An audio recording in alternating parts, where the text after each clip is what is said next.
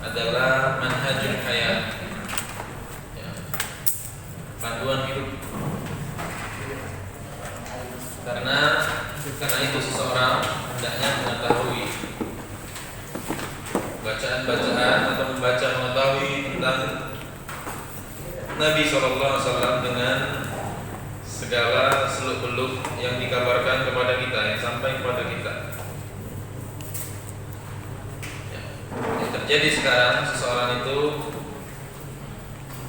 salah tolak ukur. Standar soleh pun orang-orang yang dikatakan soleh itu seperti ini. Ternyata ketika membaca biografi Nabi, tidak seperti gambaran soleh yang ada pada masyarakat, ya. Gambaran bijaksana itu seperti ini. Ternyata kenyataannya seperti ini. Ya, Nabi pernah orang kan kalau bijak itu pemaaf, apa-apa maaf terus, santun terus. Ya, toleran itu adalah seseorang itu boleh semua tidak apa-apa. Setelah baca biografi Nabi pernah marah. Nabi pernah menghukum orang. Ya. Nabi pernah bahkan sampai berperang. Ya. Di perang Ahzab menang Bani Quraisyah. Setelah itu perang Bani Quraisyah. Nabi menetapkan hukum mati semua bagi orang-orang Yahudi yang sudah tumbuk bulu. Ya. Pokoknya di kampung Bani Quraisyah yang sudah tumbuk bulu karena berkhianat, hukum mati semua. Orang-orang yang mengidam-idamkan toleransi, perdamaian, ternyata dia baca wah, wajar katanya Islam itu agama perang. Nabinya seperti ini kok. Ya. Dia rusak standarnya. Standar dia dalam menilai satu standar bijaksana menurut dia sudah rusak. Demikian juga anak-anak kita. Standar pahlawan bagi anak-anak kita ya seperti itu. Yang sakti, ya, yang bisa mengendalikan air,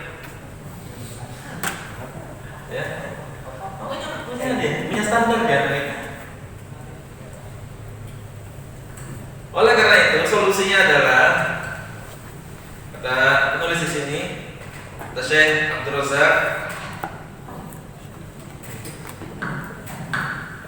Razak, fama ahwajaha ulai ilal audah as-sadiqa ila hadhihi sirah al-'atirah wa syama'il mubarakah.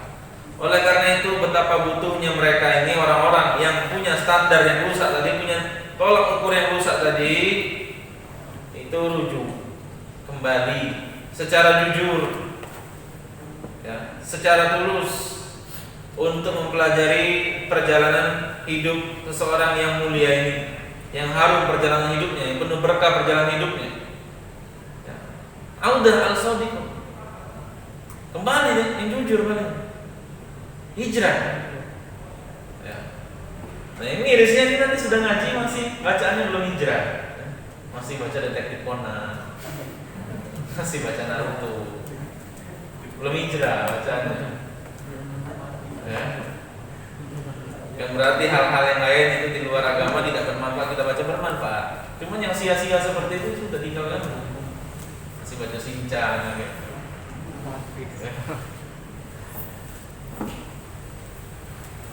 Kemudian yang ke-8,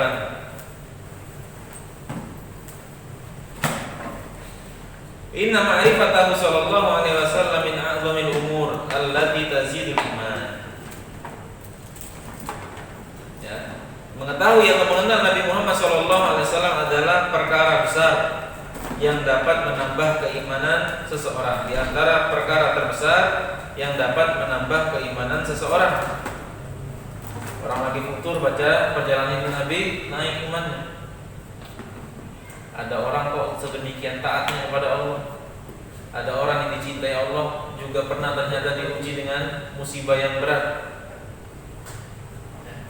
Terus kita mengikuti perjalanan ini. nambah iman kita. Ya. Kata Allah Subhanahu wa taala, am lam ya'rifu rasulahum fahum lahu munkirun. Apakah mereka tidak mengenal rasul mereka sehingga mereka itu mengingkarinya? Ya. Di antara penyebab orang mengingkari rasul itu karena tidak mengenal. Apalagi di zaman sekarang, propaganda itu luar biasa. Zaman media sosial ini luar biasa. Yang baik jadi buruk, yang buruk jadi baik. Itu luar biasa. Tentu mengandalkan media sosial tidak dapat ilmu. Rusak pemikiran. Ya.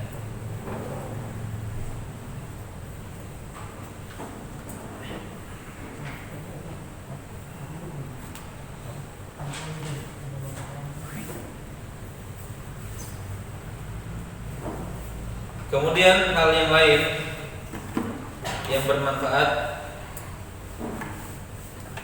adalah kita bisa menjadikan Nabi SAW sebagai parameter teladan dalam kebaikan.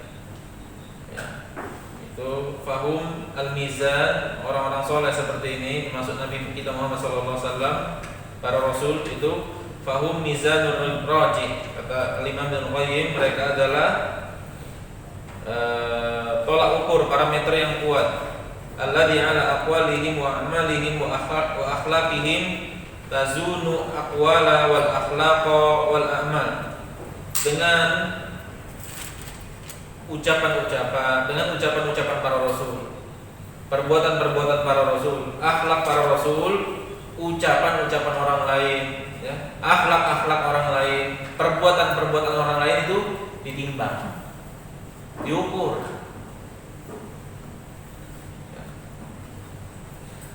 Wa bima mutaba'atihim yatamayyazu ahlul huda min ahli dhalal. Dengan mengikuti para rasul maka akan terlihatlah, tampaklah, terbedalah mana yang mengikuti petunjuk dan mana yang mengikuti kesesatan. Sehingga mempelajari tentang perjalanan kehidupan para rasul, termasuk Nabi kita Muhammad, di antaranya yang terpenting adalah Nabi kita Muhammad SAW, adalah sesuatu yang sangat penting.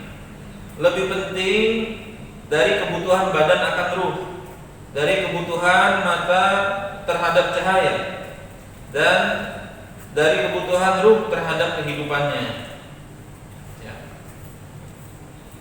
Fa ayyu daruratin wa hajatin furidat. Maka kepentingan seperti apa dan kebutuhan seperti apa yang diwajibkan, fa daruratul abdi wa hajatuhu ila rasul fawqaha bikathir. Kebutuhan seseorang terhadap seorang rasul itu di atasnya, lebih penting lagi dari semua kebutuhan kehidupan seseorang.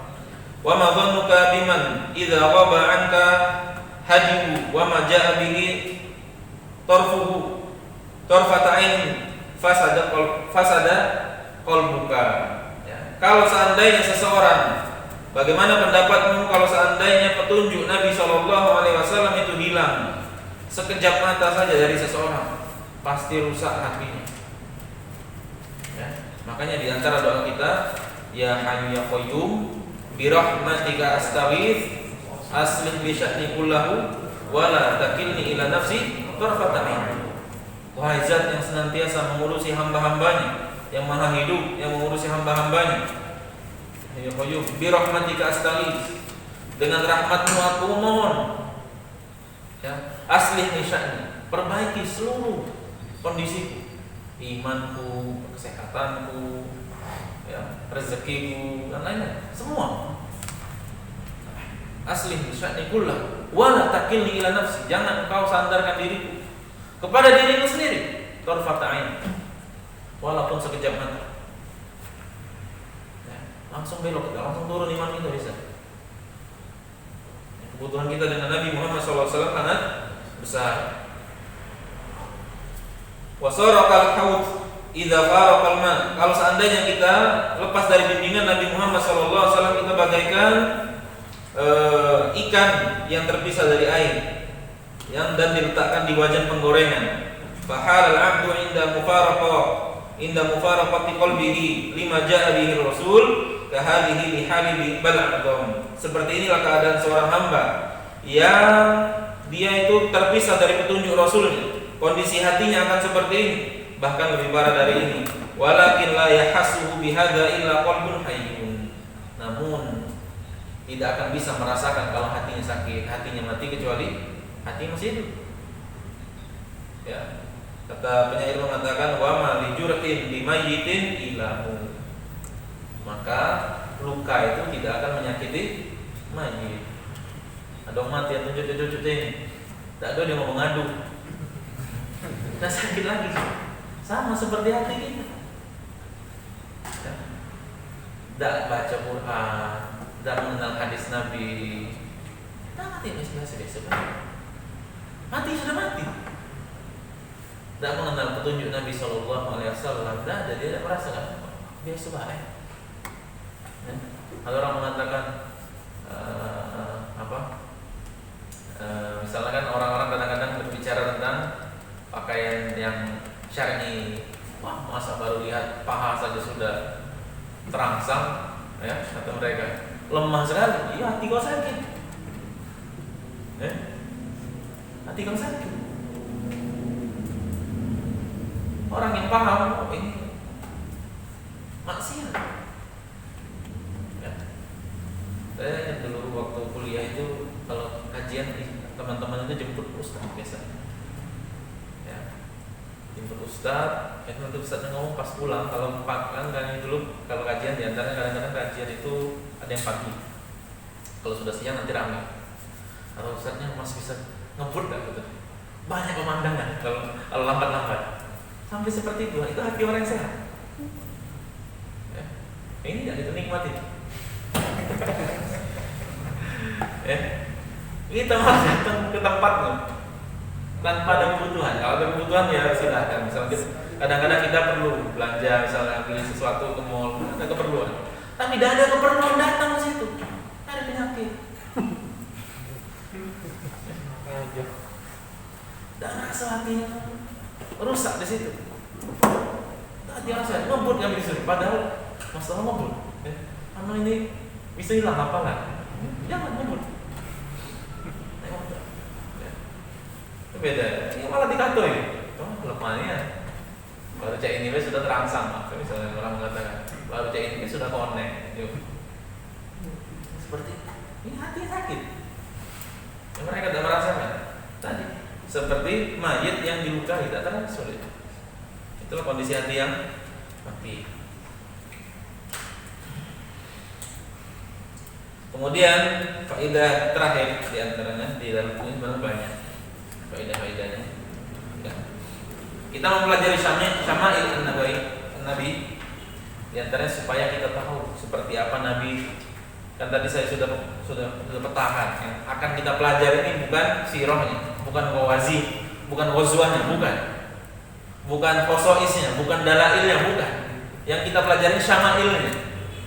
Nah, di antara manfaat belajar syama'il ini kita tahu seperti apa Rasulullah itu fisiknya. Sehingga kalau mimpi ketemu, tahu kita ini Nabi ini. Seperti yang digambarkan di buku Syama'il. Kalau orang mimpi ketemu Nabi, bagaimana Nabi itu? Wah, putih semua jenggotnya. Ya, pakai baju putih, jenggotnya putih, pokoknya wibawa lah orang tua yang wibawa. Itu bukan Nabi. Nabi tidak sampai 20 ubannya ketika beliau wafat. Ya. Kalau ada orang ngaku saya Nabi Muhammad, putih kan jenggot. Bukan apa lagi mengaku Nabi Muhammad tak putih jenggot. Nabi mana ini? Nabi Nusantara. Nabi Islam Nusantara mungkin. Ya, makanya dengan paham ini sini, tahu kita ini Nabi.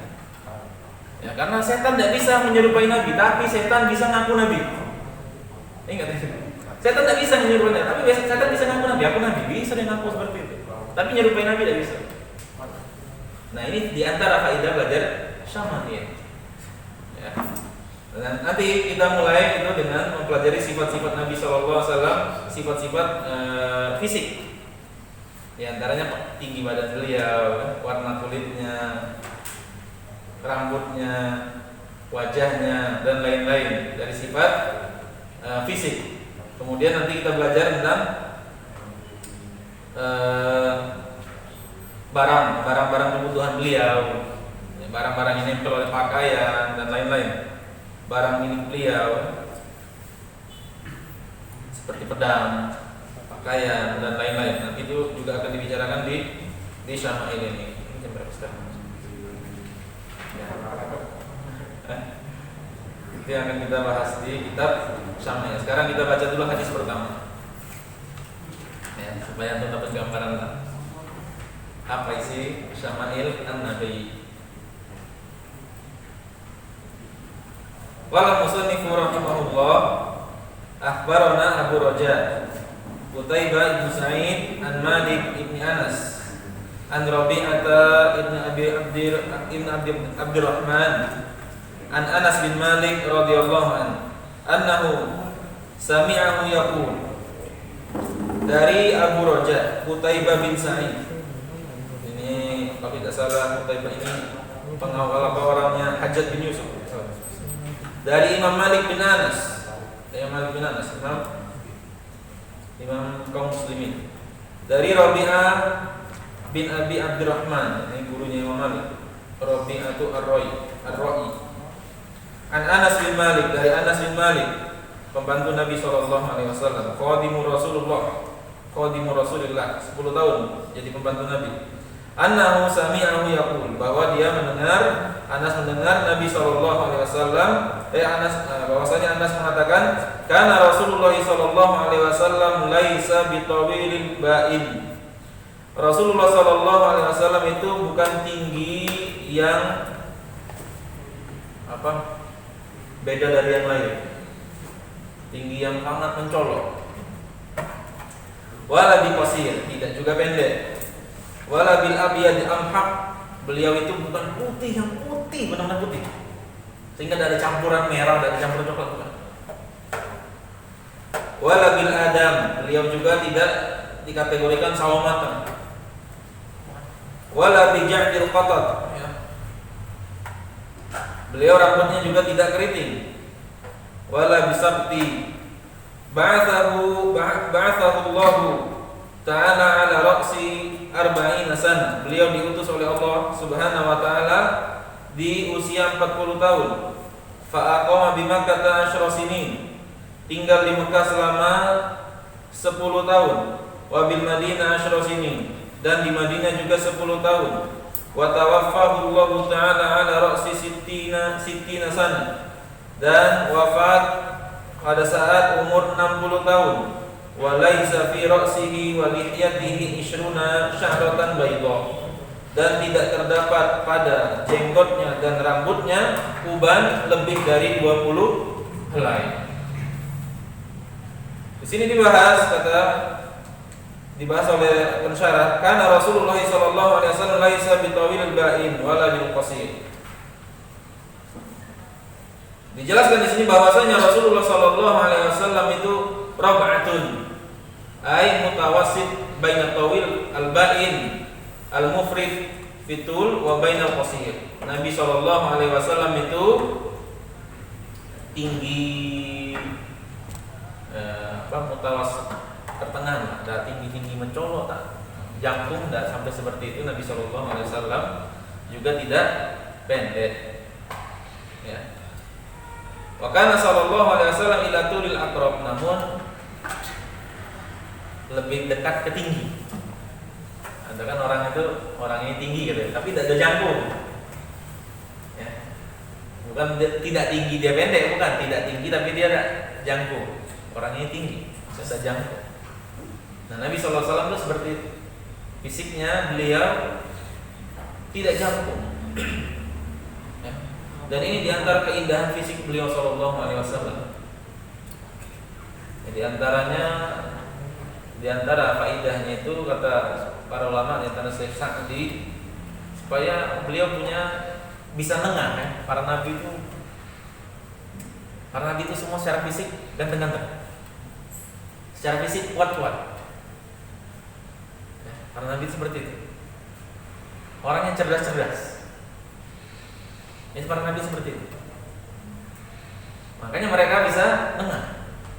Kalau terlalu canggung orang susah juga komunikasi.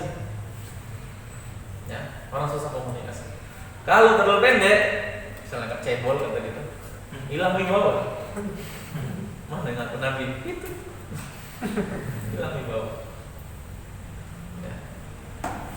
Dan mereka cerdas-cerdas kuat-kuat. Di antara Nabi Musa itu tahu ya, Nabi Musa ada penutup sumur yang diangkat oleh 10 orang, diangkat Nabi Musa deh ya. Ada 10 orang botongan angkat, Nabi Musa sendirian angkat. Nabi Muhammad SAW kuat. Ada sahabat Nabi namanya Rukana ini jago gulat. Ya, Rukana itu jago gulat. Rukana itu kalau dia kuda-kuda, antum tahu orang kan kalau gulat kan pasang kuda-kuda.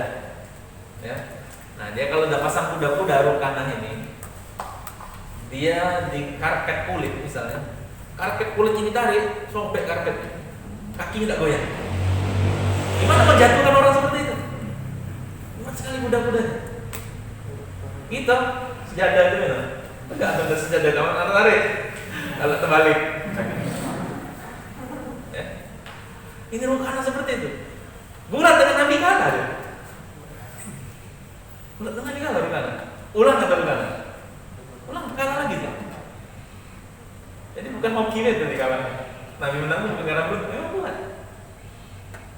Ya. Di antaranya Nabi menjima istrinya sehari semuanya dalam sehari. Ya, kan kuat dia. Cerdas juga para nabi itu secara umum para nabi. Makanya ketika adu argumen dengan kaumnya itu menang mereka. Dan Nabi itu tadi tidak tinggi jangkung, juga tidak kayaknya cuma cenderung disebut tinggi.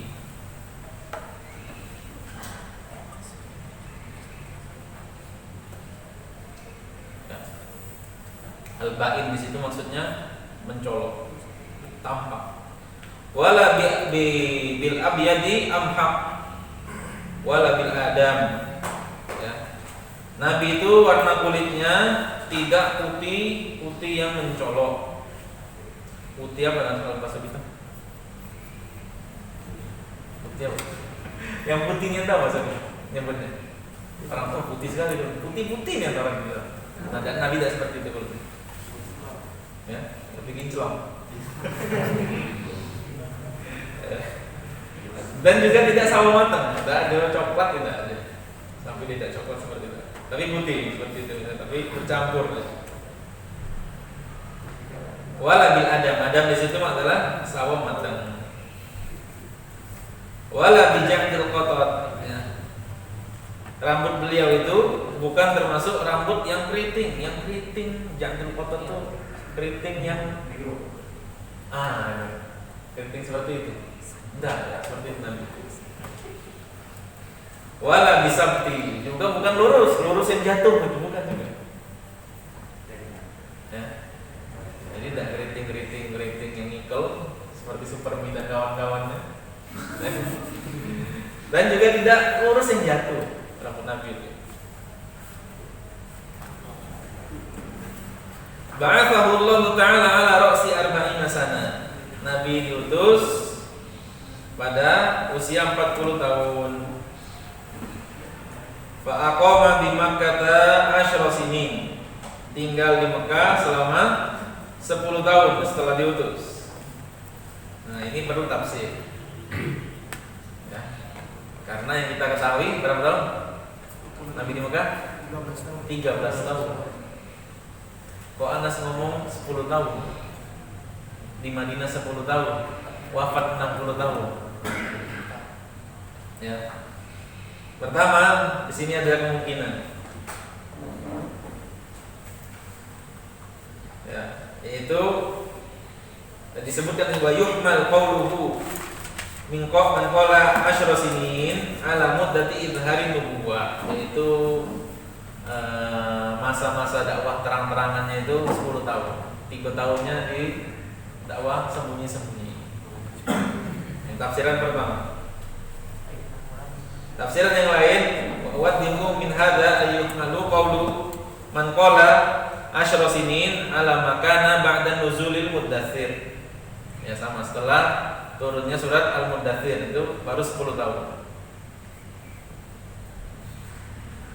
Wa man qala thalatha asyra sana adafa ilaiha thalatha sanawat allati qabla al-amri bil indzar.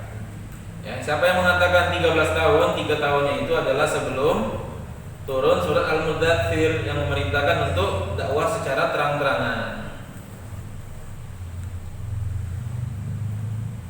Kemudian tafsiran yang lain, au anna rawi alqa al-kasra. Ya. Periwayat di sini Anas bin Malik menghilangkan angka satuan. Ini tafsiran yang lain. Jadi kebiasaan orang Arab itu menyebut pembulatan. Ya, seperti abad Arba'in An-Nawawi 40 hadis padahal 40. Ya. Jadi biasa dibulatkan orang Arab itu nyebut 13 tahun jadi 10, 63 tahun jadi 60. Ya, makanya ya kan yang pucuknya dibulatkan, yang bawahnya juga dibulatkan. Itu kemungkinan yang bisa kita terima dari tafsiran ini. Jadi tetap 13 tahun. Dan di Madinah beliau tinggal 10 tahun, ya, 10 tahun. Kemudian Allah wafatkan saat beliau berusia 60 tahun. Kalau di sini di hadis kata Anas ini juga tadi bermakna ilgha al-kasri ya. Ini apa? Menghilangkan angka satuan. Wa laisa fi ra'sihi wa lihyatihi 20 sya'ratan bayda. Ya. Dan tidaklah di kepalanya dan di janggutnya itu terdapat uban lebih dari lebih dari 20 helai. Ya, itu ubannya Nabi SAW. Saya lupa ya. Surat yang membuat beliau beruban itu apa ya? Udah berapa? Itu yang membuat beliau beruban. Ya. Pastaqim kama umirta ya. Nabi disuruh istiqomah. Ya, Nabi disuruh istiqomah itu berat sehingga Nabi beruban. Ada lagi kalau salah. Ya, surat yang lain. Di antaranya itu. Hah? Ya nanti ketemu kita insyaallah. Nah ini antara ciri-ciri fisik Nabi pertama pada hadis yang pertama ini. Nah sampai di sini dulu ya. Ini kira-kira jadi syama'il Nabi itu seperti ini. Hadis-hadis yang lain nanti ada kadang-kadang mirip-mirip. Memang kita kumpulkan semua riwayat supaya kita dapat gambaran yang lengkap. Ini hadisnya kok diulang. Ini ya mirip-mirip riwayatnya. Jadi kadang-kadang antum tidak betah gitu. Ya, sudah dengar kemarin. Jangan seperti itu. Dengar sampai selesai. Supaya kita ini bentuk kecintaan kita pengen tahu seperti apa orang yang kita cintai. Ya. Demikian sampai sini sudah jawab. Iya. Kalau ada yang disampaikan silakan. Ya, saat ini ada pertanyaan dari jamaah Ustaz. Assalamualaikum warahmatullahi wabarakatuh Ustaz. Terkadang saat saya membuka Facebook atau media sosial sering muncul iklan kitab-kitab, iklan kitab. Salah satunya kitab yang berjudul Muhammad Sang Yatim. Bagaimanakah pendapat Ustaz terhadap kitab ini? Kitab yang berjudul Muhammad Sang Yatim, Ustaz. Muhammad Sang Yatim atau siapa penulisnya? Ini si penanya ini menanyakan tentang reaksinya Ustaz, yang mengatakan Muhammad Sang Yatim itu Ustaz. Bagaimana pendapat Ustaz? Dari nama judulnya. Boleh mungkin menamakan seperti itu maksudnya. Apa isi bukunya? Pendapat Ustaz tentang buku tersebut. Iya. Ya kadang-kadang kan ini terjemah itu beda-beda judulnya. Ya, judulnya beda-beda. Misalnya yang Syekh Sofi Rahman Mubarak ini beda-beda, Sirah Nabi ini, Sirah ini beda-beda. Karena terjemah itu itu kan ada sisi marketing juga. Jadi bagaimana judul ini menarik bagi pembeli, pembaca. Ya. Adapun judul asli sama saja, kalau judul asli itu Ar-Raqiq Al-Maktum. Itu kan judul mau terjemahin memang itu terjemahan terus. Kalau misalnya tim saya tidak tahu siapa nulisnya siapa. Pernah baca juga, pernah lihat saya mau misalnya tim. Tapi yang jelas saya tidak pernah baca. Ya, ini ada lagi. Assalamualaikum Ustaz. Jenggot itu sunnah Nabi. Apakah benar ketika jenggot kita sudah bisa digenggam maka boleh dipotong sepanjang itu, Ustaz? Ya, bukan Iya. dipotongnya yang melebihi. Iya. Ya, dipotongnya yang melebihi. Boleh ya, Ustaz? Boleh.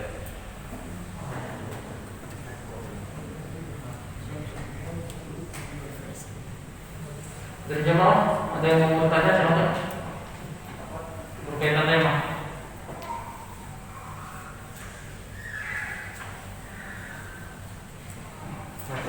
Banyak lagi, Ustaz. Ini pertanyaan dari saya, Ustaz.